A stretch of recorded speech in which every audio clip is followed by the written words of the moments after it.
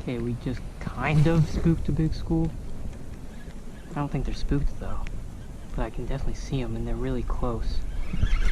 Definitely not spooked. Now they are. It's a nice one.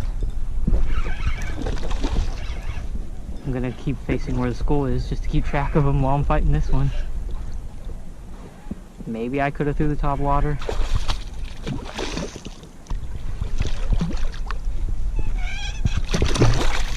That's a nice sized fish. I would normally net one this big, but for some reason I've decided not to.